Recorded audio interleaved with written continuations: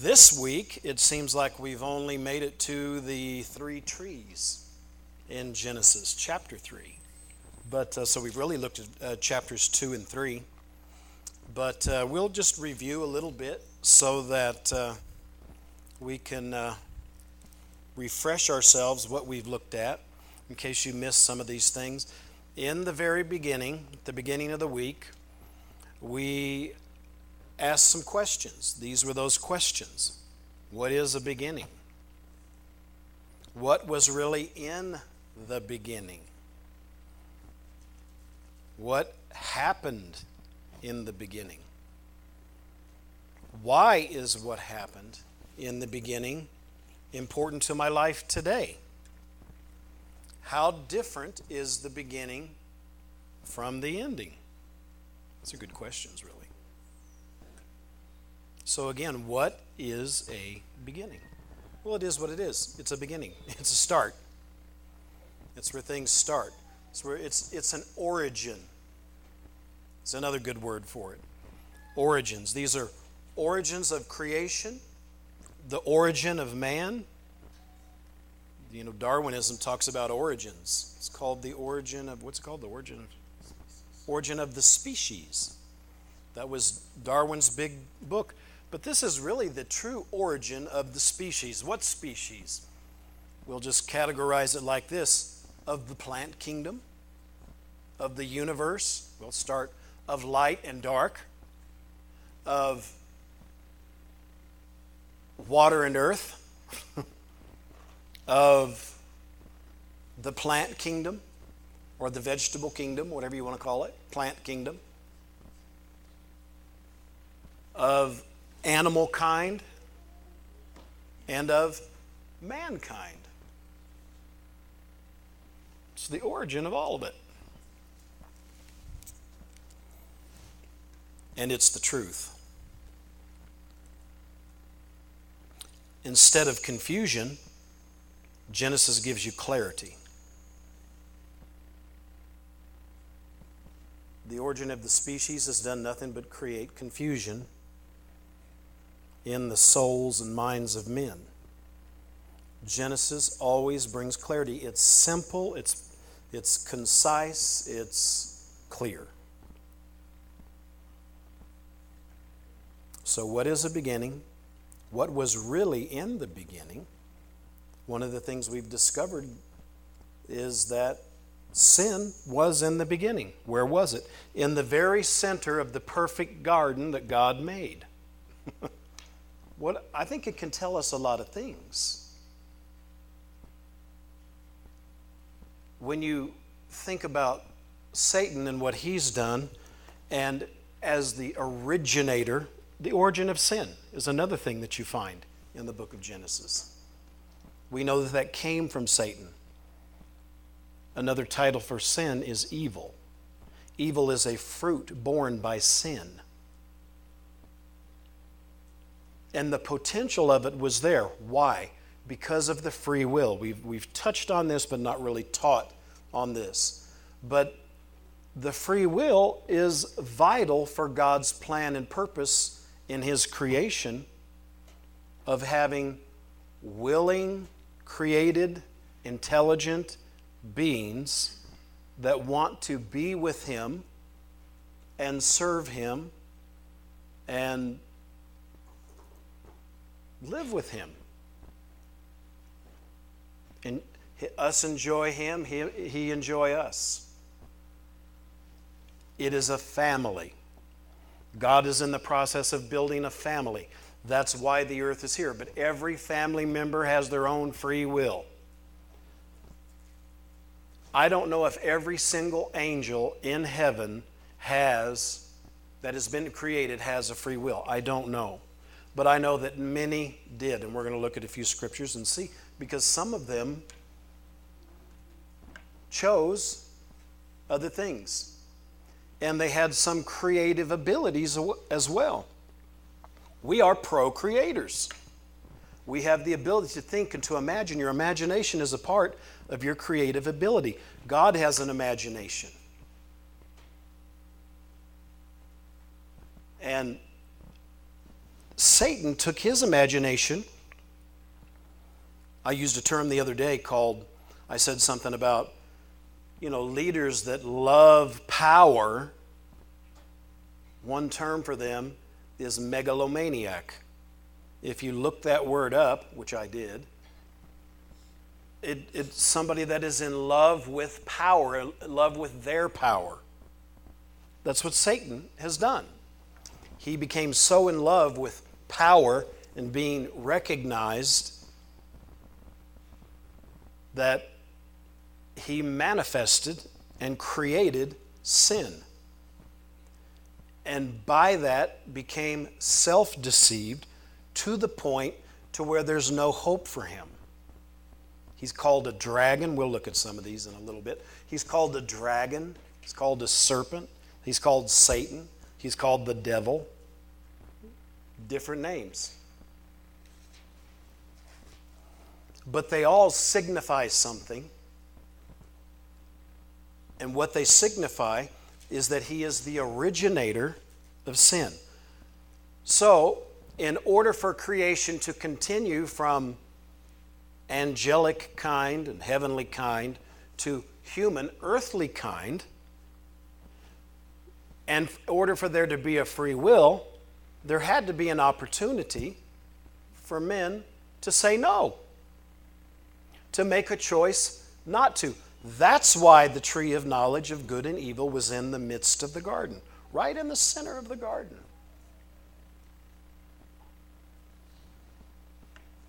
And that's why the potential for sin was there. Because every man has to choose to know God, believe, and love God. And when you look at the angelic and the heavenly hosts, as the Bible likes to call them, heavenly hosts,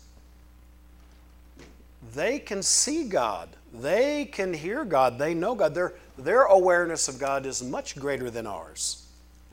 We have limitations, physical limitations, earthly limitations, human limitations. So we have less to go on. So when we, by faith, believe and receive and live and move and have our being in Him, to the angels that have chosen to continue to stay with God, they're completely intrigued because they know what we're up against.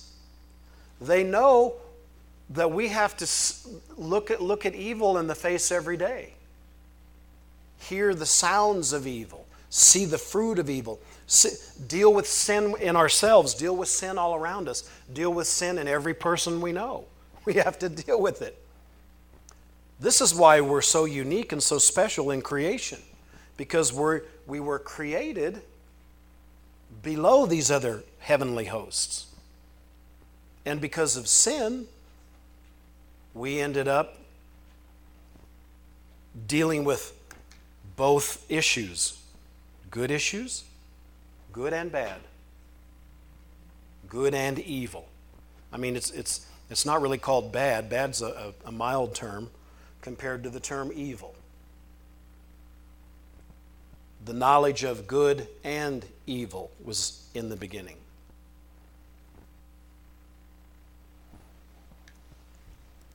But thank God, we got redeemed.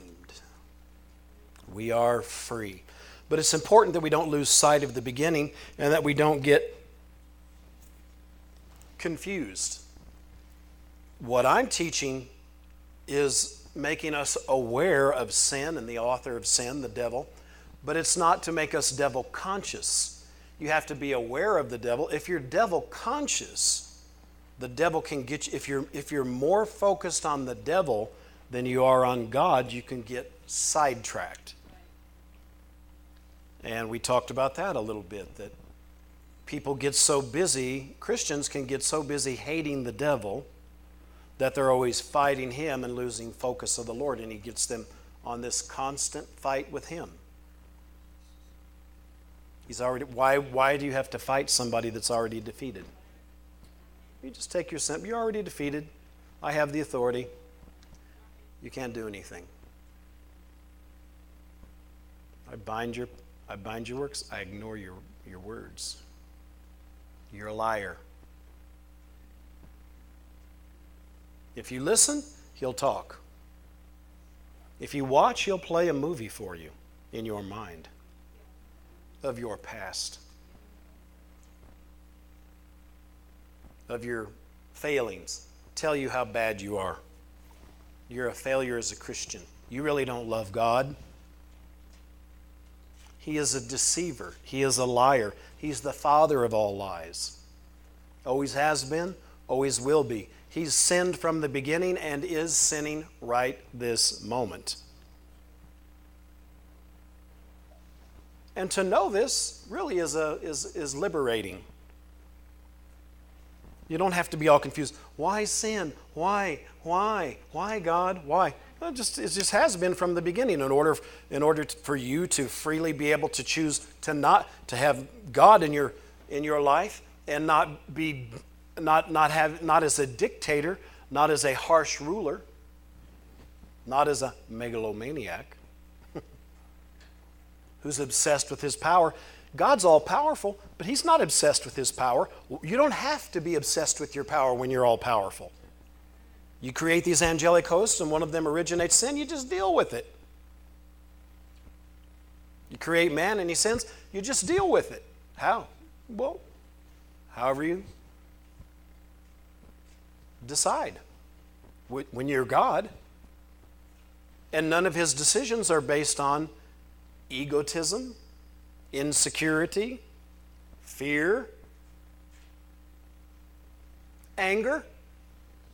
They're not based exclusively on any of those things. God can express these. He can express anger and has expressed anger. But he's not controlled by anger. If he's angry, it's for the right reason. If he expresses anger, it's in the right way.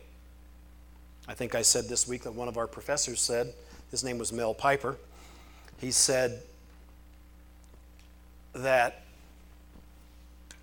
always stay on God's side when you read the Old Testament. Some people read the Old Testament and they begin to wonder about God. Seems like he's mean. I've had Christian people, denominational people, tell me, why is our God such a bloody God? Why does he talk so harshly about his son?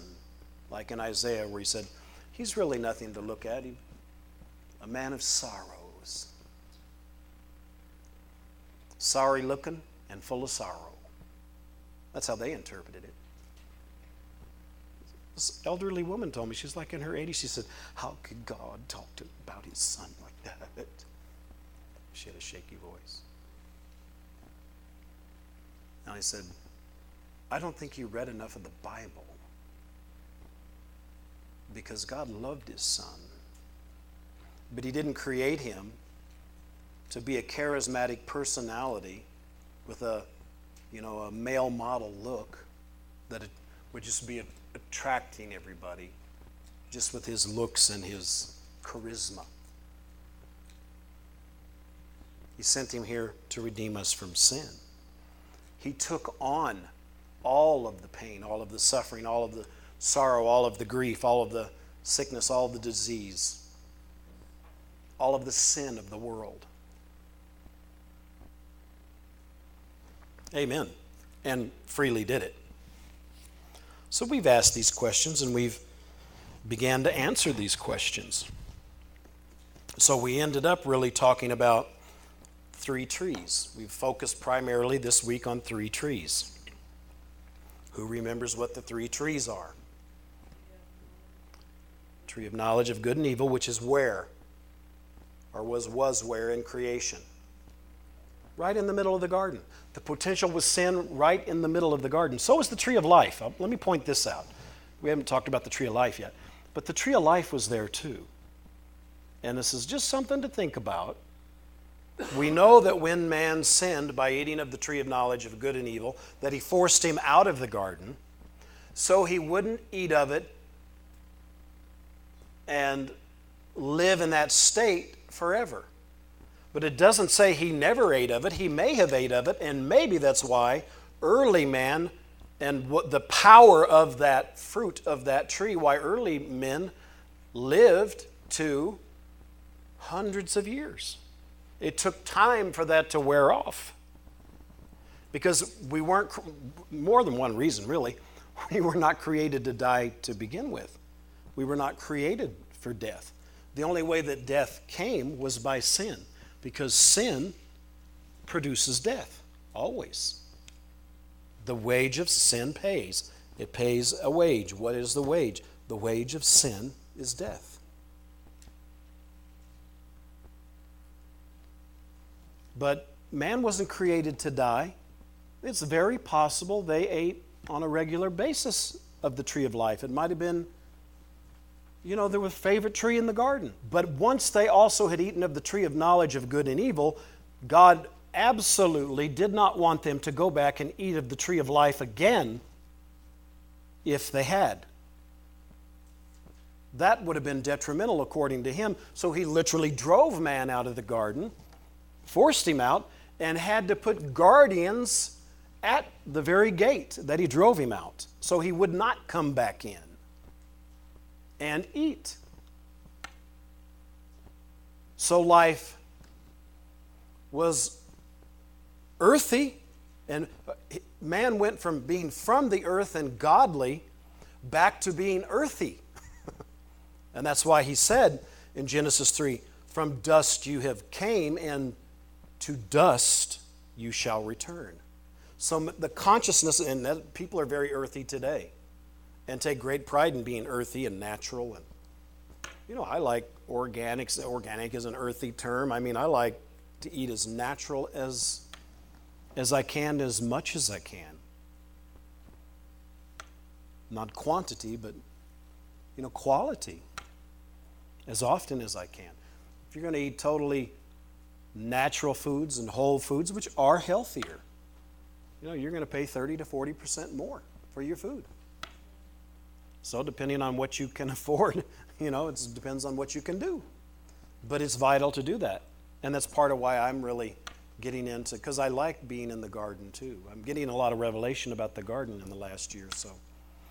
And I like it. I like the garden. I've planted a garden. My garden has been blessed, and and I like it. And I'm probably going to do it from now on, encourage other people to do a garden. And I like seeds. There's a lot in the Word about seeds. Seeds are important. Seeds produce things, and the power of one seed is amazing.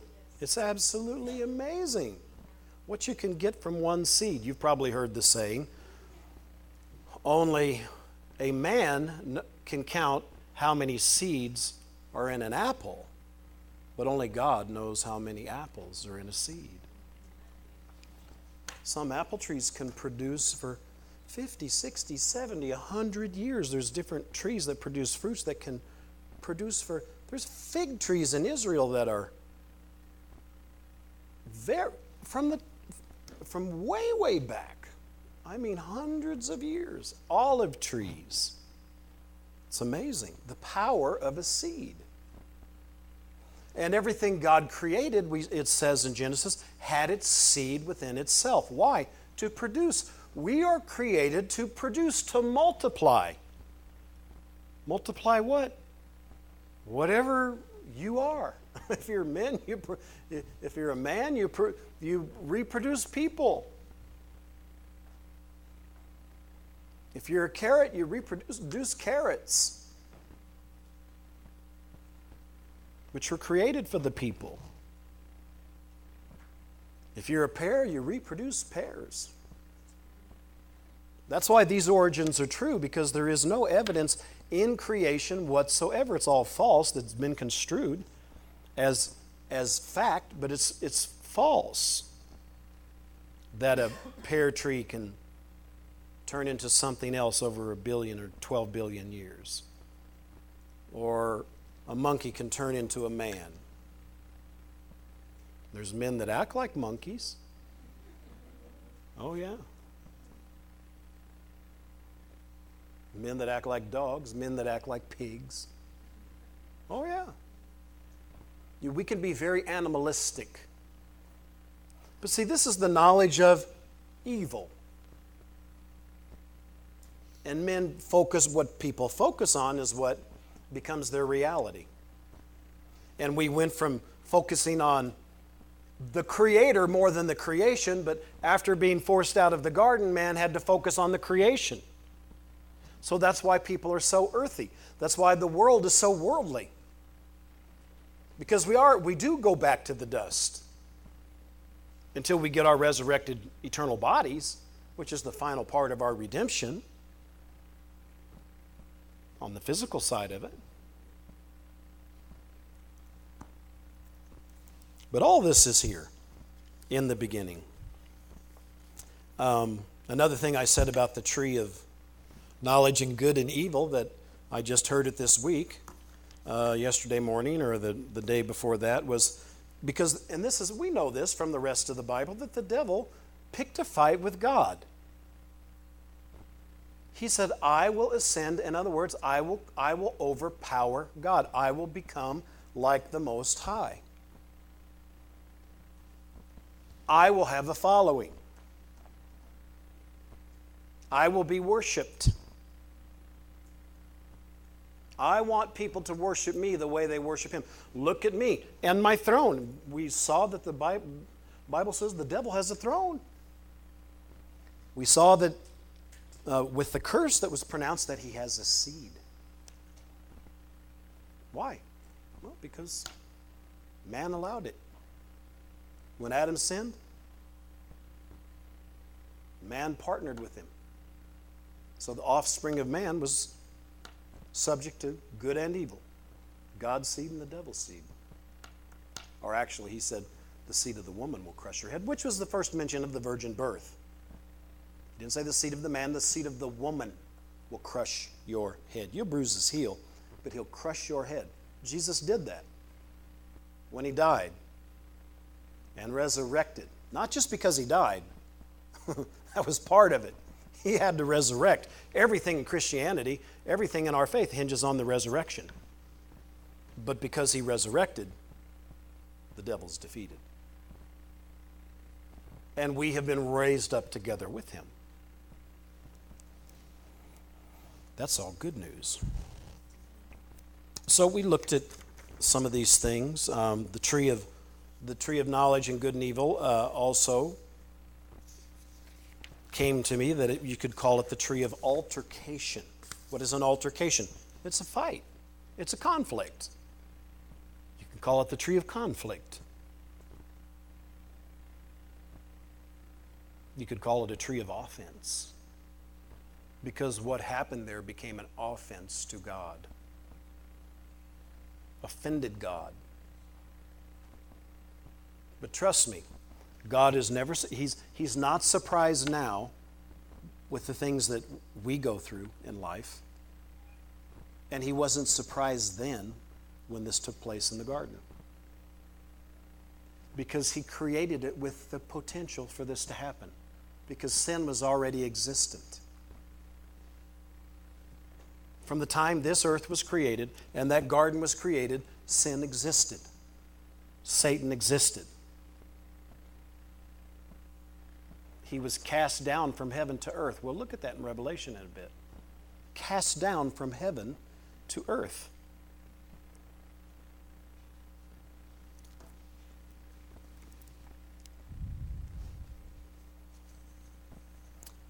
Does it affect us today?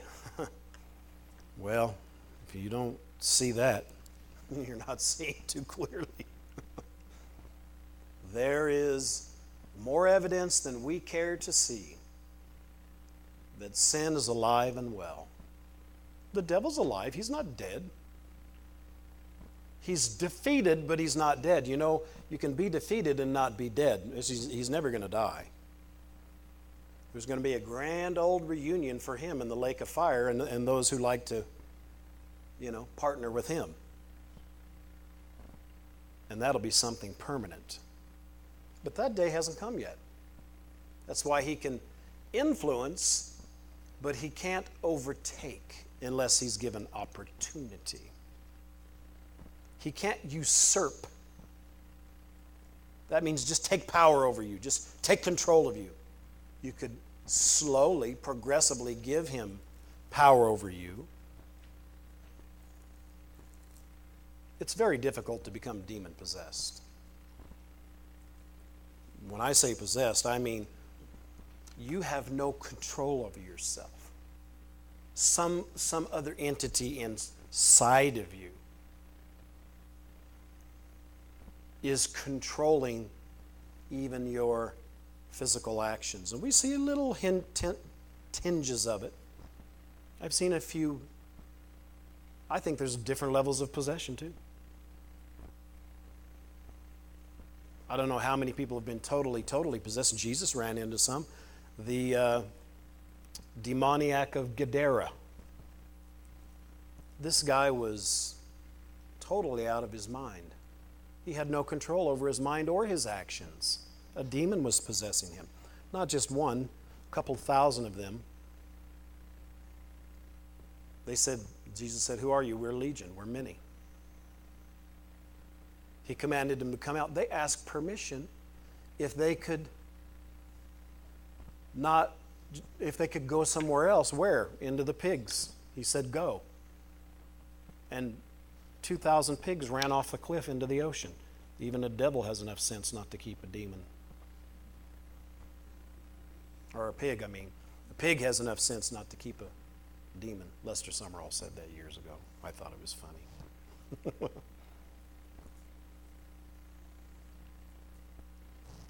The people got upset about that. They asked Jesus to leave their country. That's a big financial loss. 2,000 hogs, head of hog, that's quite a bit. It's a lot of bacon. A lot of bacon. So people can get to that point, but people can just be influenced in their mind too, or what you could call demonized. Paul said there's many voices in the world, but none of them are without signification. Every single voice in the world can be identified and its source can be found out. There's times when people tell me things. I think God spoke to me. I talked to somebody in jail recently and he said, I talked to you and then I was talking to somebody else and in the jail back in my pod, and he was talking about God and I was being critical. Just trying to make him feel dumb. Make him feel like he didn't know what he was talking about. And he says, and I heard, he said, I know it was God. It wasn't me. I wouldn't tell myself this. I heard God tell me, shut up and listen. I said, that's God. I guarantee you. As soon as he said it, I knew it was God. Because God will say things like that to people. I know how he talks. And he will definitely tell you to shut up and listen. He's probably telling him a lot of other things he didn't hear, but he was already coming to a place of openness, but he still had this habit of criticism towards Christians for whatever reason. Turned his children basically against God too. Very negative. But he knew it was God. And then he said, he's telling me a lot of things. I said, he's got a lot to tell you. He's got a lot to tell you. I'm glad you're listening. And every time he would say that to me, emotion would manifest in his face, and he's not that kind of person that's going to, and I know God's speaking. God said, just stay on this track. Read this, read this, read this. And the next time I'd see him, he'd say, I read that. I've been talking to the other guys about it. But him, you could say, in his mind, knowledge of evil. Evil was having his way. He was choosing that for years. From the time he was a teenager to he's 40. And I said, are you still comfortable with this? Isn't this? He said, I'm done. I said, I hope so. I was there when you got set free. And every time I've considered you in my heart or talked to the Lord about you over the years, which is not much, because you're choosing your way. I know you're free to do what you want to do, and you're choosing what you want. And that's what's brought you to this place. But you could live another 40 years and have a whole different life. There's still hope. I said, do you think there's hope? The devil, you can get yourself in such a mess that you think there's no hope for you, and the devil will accommodate you in your thinking and tell you there is no hope for you. You might as well kill yourself. I'm sure he's had plenty of suicidal thoughts. And I said, do you think there's any hope for you? He's just like, I don't. I said, it's a lie. You know why it's a lie? Why? Because you're breathing and you're talking to me. And if you're breathing and you're able to communicate on a rationally, which you are, done a lot of drugs, messed up your life. But I said, you're still rational enough to carry on a normal conversation. There's hope. And you're breathing. There's hope. I said, but the last time I saw you, you were unconscious on a breathing machine in the hospital. Didn't even know I was there. Didn't even know your own children were there. And I said, if you don't make the right choice, don't let the devil convince you. If you come to the point where you're just going to choose to continue to serve the devil, serve your flesh, your time's probably pretty short. You've been in the hospital 5-6 times in the last 5-6 months because your breath is leaving you because of what you're doing to your lungs through the drugs. If you come to the place where you're just about at your last breath and you're still conscious enough to do it, hopefully you will be. No guarantee you will. Might just pass out and that'll be it. Don't give the devil the satisfaction of dragging your soul into hell. Just be sincere. Say with your last breath, God, can you forgive me? Second to last, third to last, whatever. I'm telling you, God will accept you. You're very deceived because of the decisions you've made. And see, this is the work that the devil is doing in people and has been working to do from this day that Adam ate of this tree of knowledge and good and evil. And got a new nature. We're a new creation in Christ, aren't we? But Adam got a new nature that day. He had the nature of God, created in the image and the likeness of God. Had knowledge of God, had fellowship and communion with God, had a covenant with God. It was awesome. He knew what he was doing. He wasn't stupid. He wasn't a baby human. When I say baby human, I don't mean like infant body. He wasn't baby in his mind. He was very knowledgeable. He wasn't going around the garden, elephant, giraffe. No, he made intelligent decisions. These names that he gave these animals, and they weren't English, they're called in whatever language he spoke. I'm sure a Jewish guy would tell you it was Hebrew. Nobody knows what it was. A Jew doesn't know. There's heavenly languages. Angels have a language. But whatever he called them, that's what they were. He was working. That was a part of his work, part of what he was created to do. He was categorizing creation.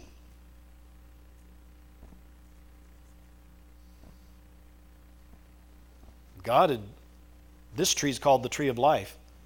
This tree is called the tree of knowledge and good and evil. Take of any tree you want.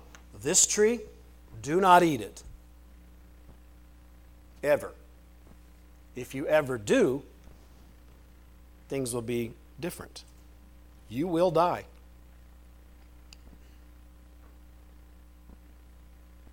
I think he knew what die meant. I don't think Adam was a dumb creation. I think he was super intelligent. We tend to think, that they're just going around, from bush to bush because they're naked. No, they're having a great time. They didn't even know they were naked. God had to say, who told you you were naked? That signifies they didn't even have a clue what that meant. There wasn't even any clothes. There were no clothes. How would you know you were naked if you didn't even know what? You're alive with skin. Animals have fur. You have your skin. It was just perfectly normal.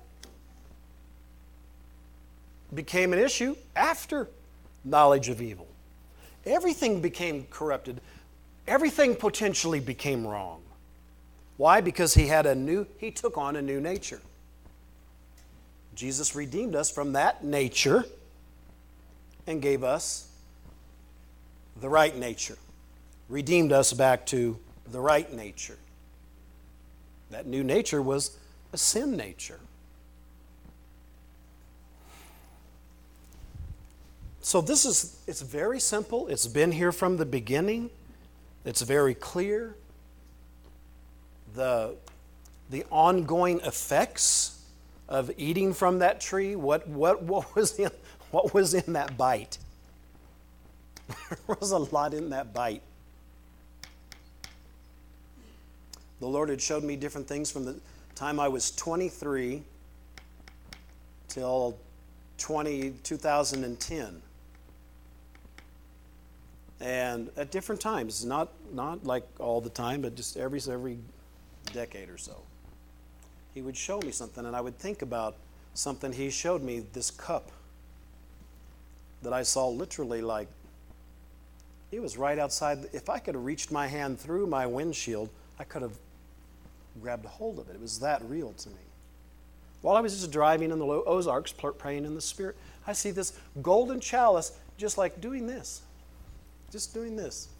It's about this tall, too. Just like right outside my windshield where I'm driving. And I said, what is that? I was talking to the Lord anyway.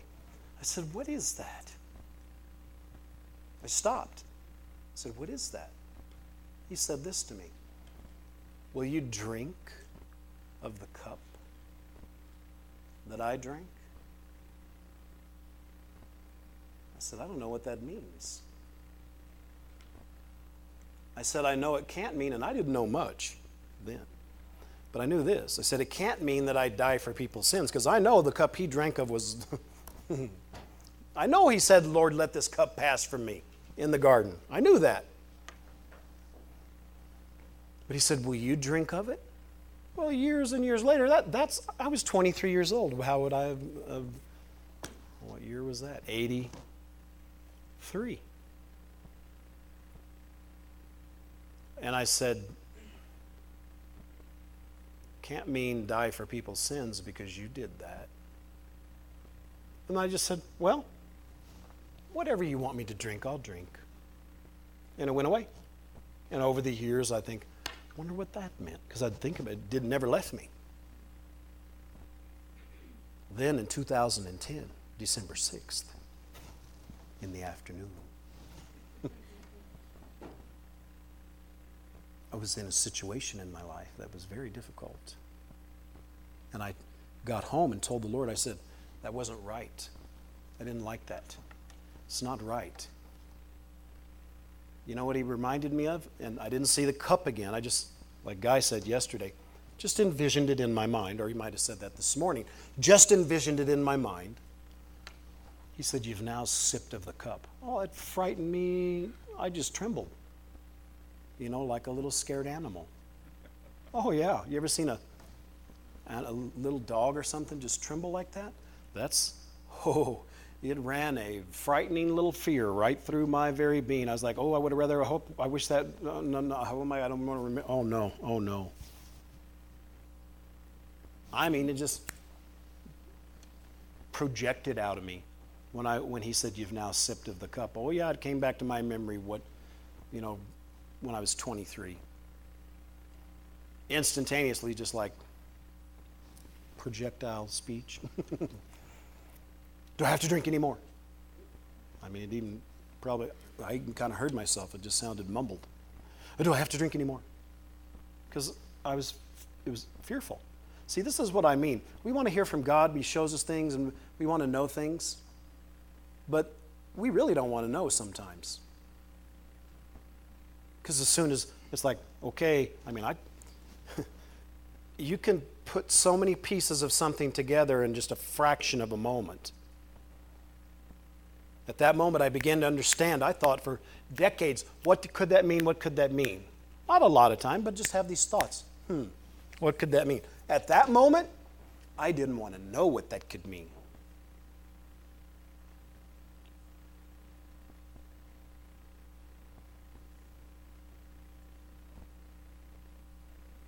And he didn't say any more to me. I said, do I have to drink any more? February, he did. He said, you've drank what I've required. I wanted you to experience a little bit of what I experienced. Of being accused of something and being innocent. And I was like, oh. And then even later, I thought that was done. It was over. That's the revelation of that vision back in 1983.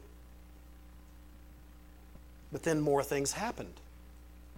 And I was like, I had questions. You said I sipped of the cup. But then this happened. It all turned out okay, but, you know. And then he said to me, and I wasn't even asking, would have never asked the question. He said, one day just told me, he said, now you know. I'm going to tell you the rest of what you need to know. He said, now you know what was in the sip. There can be a lot in a sip.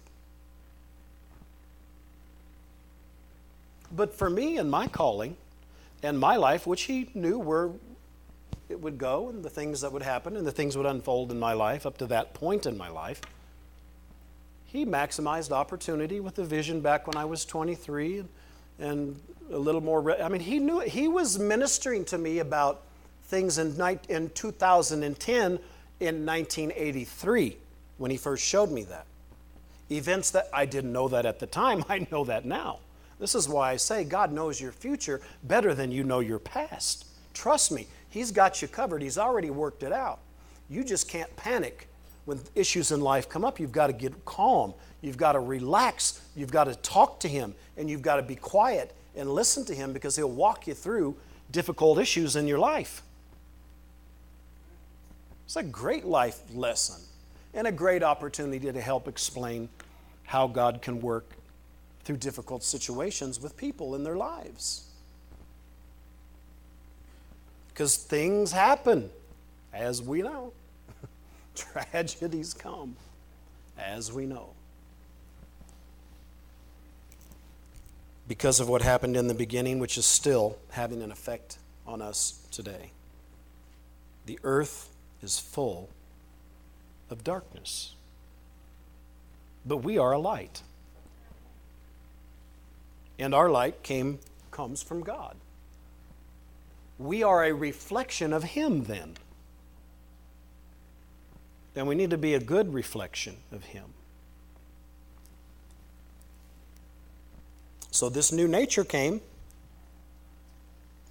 but thank God it's been dealt with. This tree of altercation became a tree of alteration. Changed everything.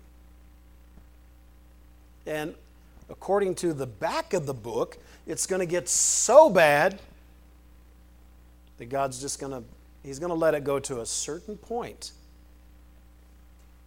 And then He's going to start dealing with it Himself in full manifestation, just like when He did things in the Old Testament. In the future, there are going to be demonstrations to man from the heavens.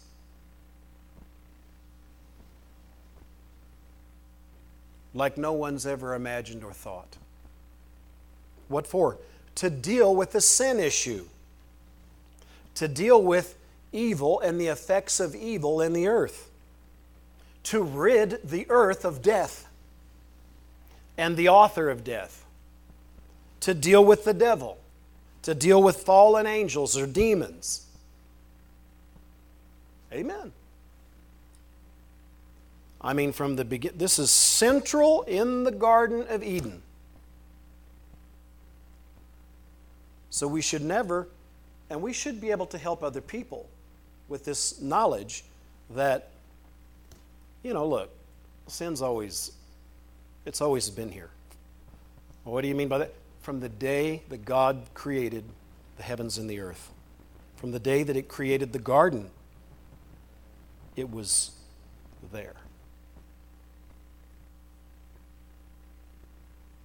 But we already know, we already have the answer. Jesus has already come.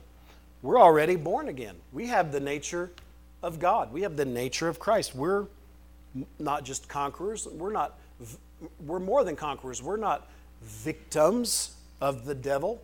We're not victims of evil, of the knowledge of good and evil. We're victors. We're victorious over it.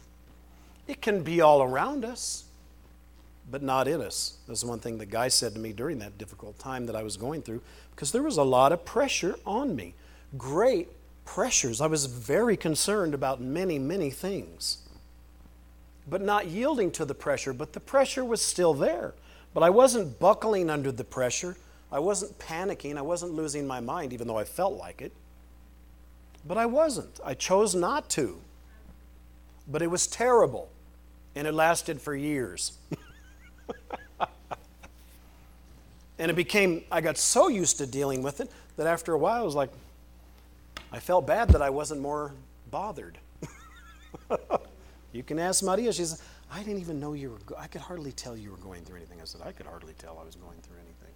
Why? Because I took God at His word. I talked to Him. What do I do? What do I do? He said, nothing. That's what He said. I don't want you to pray, Jeff. I don't even want you to pray about it. I'm like, what? Don't call Guy to pray. He said, don't call Guy. Or a couple other people. Don't call them. And actually, he said, especially don't call Guy. He had his own issues at the time. We go through stuff. Everybody does. And he said, and then he said, because I was already developing my strategy in my mind when the issue first manifested, from the moment it manifested. I've got to call this person and this person and this person. 3 people I was going to call. And he said, no, especially not. And then he said, and don't you pray. Just trust me. And I won't get into it, but then he gave me a vision. And then I still yielded to fear for 3 days. I mean, he talked to me quite directly and clearly, and then gave me this vision that I didn't understand at the time.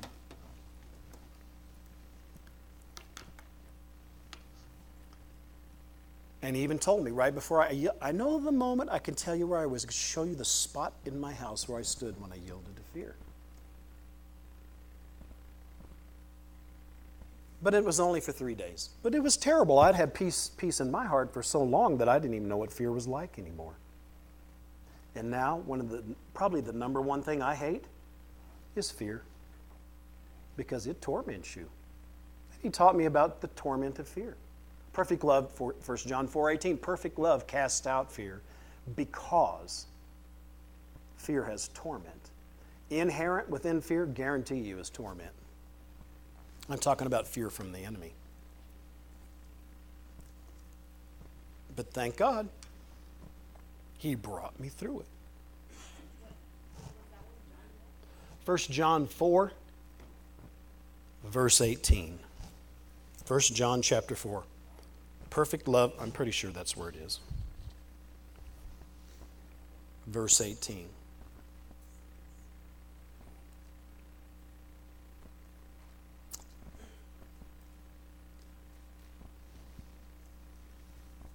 So it's clear the devil is here and the devil's been here. And that's what I'm attempting to do in this last sessions here. This right now, and after our break, which 10 minutes or so, we'll take a break. But just put the finishing touches on the devil, just so you're aware. He's here. Yeah, he's alive and well.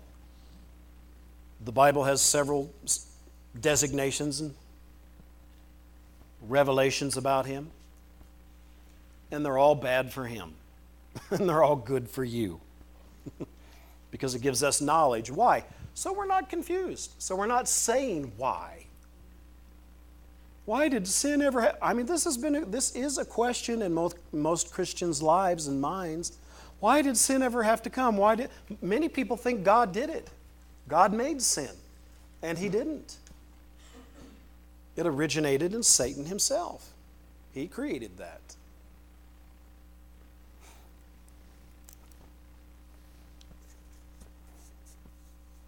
Maybe it's the ultimate creation on the negative side. That's why He pays the ultimate eternal price for it. Here's a few verses about Satan's defeat on the cross. John 12:31. You can just write that down. John 12:31. Also, John 16:11. And Colossians chapter 2, verses 13 through 15.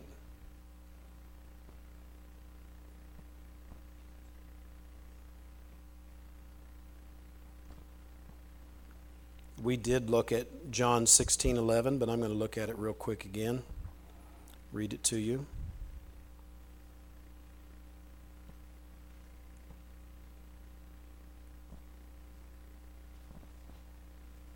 This is part of what the Holy Spirit is doing. Part of what the Holy Spirit is doing.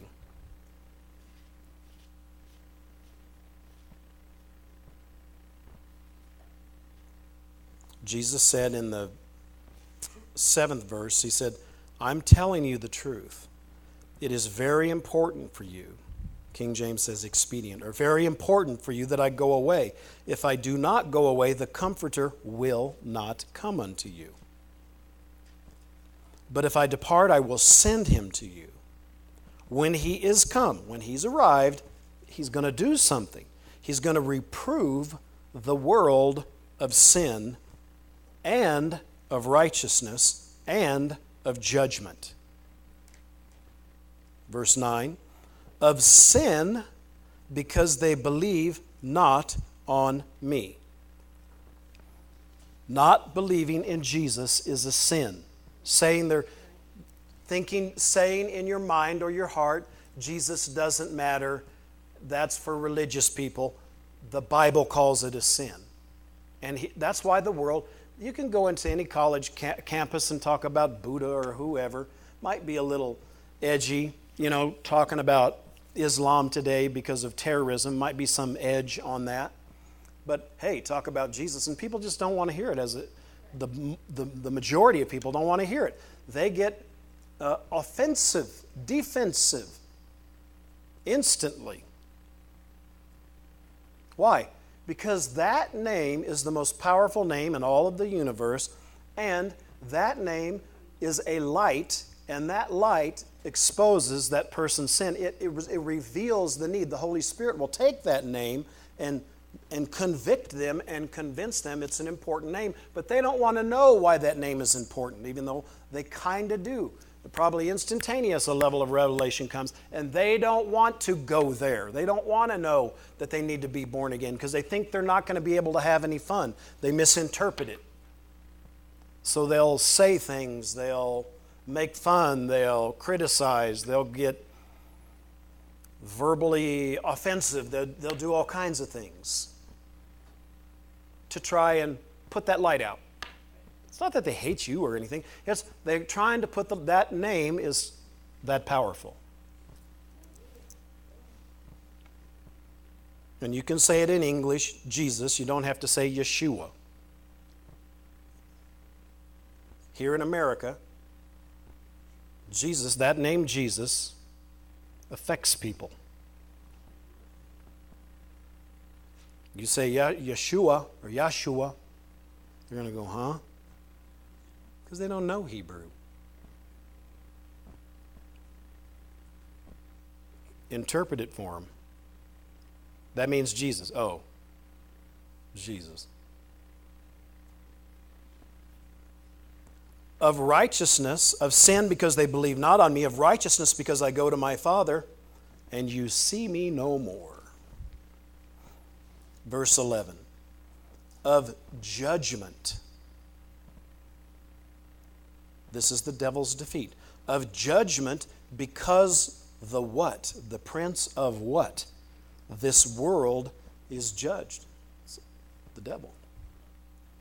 The prince of this world is judged. Now go to the book of Revelation, chapter 12. We'll look at a couple of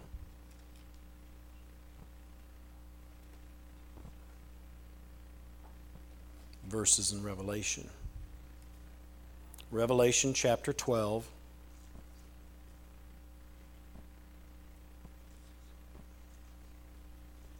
Let me see where I want to start here.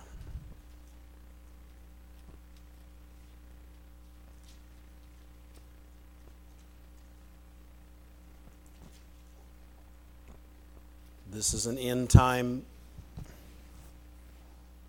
book, of course, and this part of the book of Revelation is saying a number of things, but let's start in the 7th verse. It says this, and there was war in heaven. Now think, does war, what does war do? War is destructive, isn't it? Not only do people die, but property gets destroyed, land gets desecrated and messed up. All kinds of things happen in war. Well, here, it says there's war in heaven. This is a little bit of a glimpse of what took place before even the Garden of Eden. Sin was already in existence.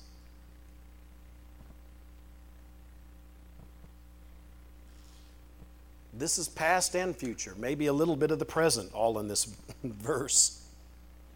There was war in heaven. Michael, this is John in his vision, Jesus describing things to him. And Michael and his angels, there are angels fighting. They're engaged in a war. And Michael and his angels fought against the dragon. And the dragon fought and his angels. This is Satan. And prevailed not. He was not successful. Neither was their place found any more in heaven. All of them, the dragon and all of his angels, they lost their place in heaven. And the great dragon was cast out, that old serpent, called the devil and Satan, which does what? Deceives the whole world. He was cast out into where? The earth. And his angels were cast out with him. Then I heard a loud voice saying in heaven, now is come salvation and strength, and the kingdom of our God, and the power of his Christ. For the accuser of our brethren is cast down, which accused them before our God day and night. Some people think that the devil still goes before God's throne and accuses us. This could very well be angels accusing angels. As much as it could be that. And they overcame him by the blood of the Lamb and the word of their testimony. And they loved not their lives unto death. These are people that are going to sacrifice their lives during the tribulation period. Therefore rejoice, ye heavens, and ye that dwell in them. Woe to the inhabitants of the earth and of the sea, for the devil is come down unto you, having great wrath. Why has he got such great wrath? Because he knows that he hath but a short time.